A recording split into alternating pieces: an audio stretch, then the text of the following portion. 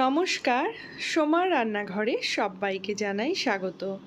আজকে আমি আপনাদেরকে ধোকলা বানিয়ে দেখাবো। এটা কিন্তু আপনারা বাচ্চাদেরকে টিফিনে বানিয়ে দিতে পারেন বা বাড়িতে সকালে ব্রেকফাস্টও বানাতে পারেন। তো আশা করি এই রেসিপিটা আজকে আপনাদের ভালো লাগবে। তাহলে চলুন দেখে নিই এটা আমি কি করে বানাই। তো এর জন্য এখানে যে মেজারিং কাপটা দেখছেন এই কাপ মেপে 1 কাপ বেসন নিয়েছি। এবার এই বেসনটা খুব ভালো করে চেলে নেব। খেয়াল রাখবেন যে এর মধ্যে যেন কোনো লাম্পস না থাকে। তো বেসনটা চেলে নিলে ধোকলাটা কিন্তু বেশ ভালো হয়। তো এখানে যে বেসনের গোটাগুলো আছে এগুলো একটা চামচ দিয়ে গুঁড়ো করে দেব। তো বেসনের মধ্যে দিয়ে দেব স্বাদ মতো লবণ, সামান্য পরিমাণ হলুদ, আর দিয়ে দেবো এর মধ্যে 2 চামচ চিনি। হলুদটা কিন্তু অবশ্যই অল্প দেবেন। এবার এর মধ্যে দিয়ে দেব সামান্য পরিমাণ হিং, আর দেব 1 চামচ আদা বাটা আর ছোট 1 চামচ কাঁচা লঙ্কা বাটা, আর এর মধ্যে লেবুর রস দিয়ে দেব। তো এখানে বলে রাখি, যখন আপনারা হলুদটা দেবেন খুবই সামান্য পরিমাণ কিন্তু হলুদটা দিতে হবে। তা না হলে একটু বেশি যদি হয়ে যায় তাহলে কিন্তু ধোকলার কালারটা কিন্তু লালচে হয়ে যাবে, দেখতে ভালো লাগবে না। আর লেবুটা অবশ্যই দেবেন, তাহলে ধোকলার স্বাদটাও ভালো হবে, আবার ধোকলাটা কিন্তু একটু বেশ ফ্লাপিও হবে। এবার এর মধ্যে দিয়ে দেব বড় 1 চামচ সাদা তেল। তারপর এর মধ্যে পরিমাণ মতো জল দিয়ে দেব। তো আমি যে কাপ মেপে বেসন নিয়েছিলাম সেই কাপ মেপেই কিন্তু এর মধ্যে জল দেব। তো 1 কাপ বেসনের জন্য কিন্তু 1 কাপ পরিমাণ জল লাগবে। তো অল্প অল্প করে জলটা দিয়ে ব্যাটারটা বানিয়ে নিতে হবে। তো এখানে বলে রাখি, আমি 1 কাপ বেসনের জন্য কিন্তু একটা গোটা পাতিলেবুর রস দিয়েছি। তো ব্যাটারটা কিন্তু খুব ভালোভাবে ফেটানো হয়ে গেছে, এর ঘনত্বটা কিন্তু ঠিক এই রকম হবে। এবার এটা একটা প্লেট দিয়ে ঢাকা দিয়ে 10 মিনিটের জন্য রেস্টে রেখে দেব। এদিকে আমি একটা কেক টিন নিয়েছি, এর মধ্যেই কিন্তু ধোকলাটা বানাবো। তো তার জন্য সাদা তেল দিয়েছি। এবার এই তেলটা একটু কেক টিনের গায়ে ব্রাশ করে দেব, যাতে ধোকলাটা এর মধ্যে লেগে না যায়।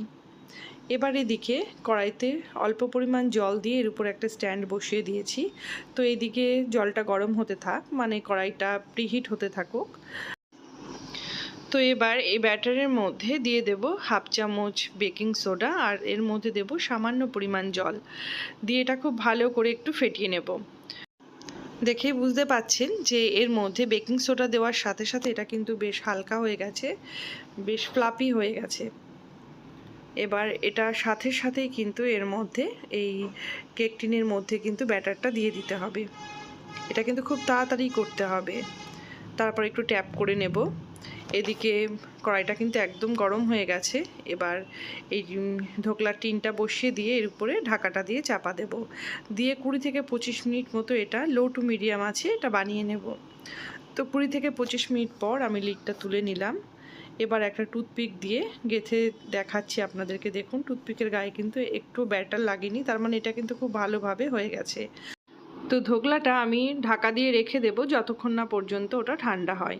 এবার এদিকে একটা তড়কা প্যান নিয়েছি, তার মধ্যে দিয়েছি সামান্য একটু সাদা তেল, আর দিয়েছি এর মধ্যে সর্ষে, আর এর মধ্যে দিয়েছি 4টে কাঁচা লঙ্কা। এগুলো একটু ভাজা হলে এর মধ্যে 1 মুঠো কারি পাতা দিয়ে দেব। কারি পাতাগুলো একটু ভালো করে ভেজে নেব, লঙ্কা দিয়ে কারি পাতা দিয়ে সামান্য একটু ভেজে নিয়ে এর মধ্যে পরিমাণ মতো জল দিয়ে দেব। এবার এর মধ্যে দিয়ে দেব আমি চিনি। তো এখানে চিনির পরিমাণটা একটু বেশি দিয়েছি, কারণ কিন্তু চাটনিটা একটু মিষ্টি মিষ্টি হবে খেতে। তো এবার এর মধ্যে দিয়ে দেব স্বাদ মতো লবণ দিয়ে চাটনিটা একটু ভালো করে ফুটিয়ে নেব। চাটনিটা কিন্তু হয়ে গেছে। তো এবার এদিকে ধোকলাটাও বেশ ঠান্ডা হয়ে গেছে। এবার ধোকলাটা আমি একটা প্লেটের উপরে তুলে নেব। তো দেখুন ধোকলাটা কিন্তু পুরোপুরি ঠান্ডা হয়ে গেছে। এবার একটা ছুরির সাহায্যে ধোকলার চারিধার থেকে এইভাবে কেটে নিতে হবে। তারপর একটা প্লেটের মধ্যে এইভাবে এটা উল্টে দেব। দেখুন ধোকলাটা কিন্তু খুব সুন্দর উঠে এসেছে। এবার এই ধোকলাটা পিস পিস করে কেটে নেব। এই রকমভাবে ধোকলা বানিয়ে আপনারা কিন্তু বাচ্চাদেরকে স্কুলে টিফিনে বানিয়ে দিতে পারেন, বা বাড়িতে সকালে ব্রেকফাস্টের জন্য কিন্তু এটা বানাতে পারেন। এটা কিন্তু খেতে বেশ ভালো লাগে। এবার এটা চৌকো শেপে কেটে নেব। তো এখানে দেখেই বুঝতে পারছেন যে ধোকলাটা কতটা নরম আর স্পঞ্জি হয়েছে। তো এদিকে আমি যে চাটনিটা বানিয়েছি সেই চাটনিটা বেশ ঠান্ডা হয়ে গেছে। এবার এই চাটনিটা এই ধোকলার উপরে দিয়ে দেব, তারপর ধোকলাটা আমি সার্ভ করব। তো দেখুন ধোকলাটা কতটা স্পঞ্জি আর নরম হয়েছে। তো তাহলে দেখুন তৈরি হয়ে গেল ধোকলা। এই রেসিপিটা যদি আপনাদের ভালো লেগে থাকে তাহলে বাড়িতে একবার ট্রাই করে দেখবেন।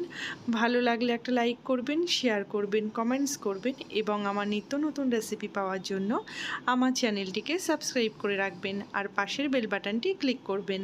তাহলে আমার পাঠানো নোটিফিকেশান সবার আগে আপনার কাছে পৌঁছে যাবে। আমার রান্নাটা দেখার জন্য আপনাকে অসংখ্য ধন্যবাদ।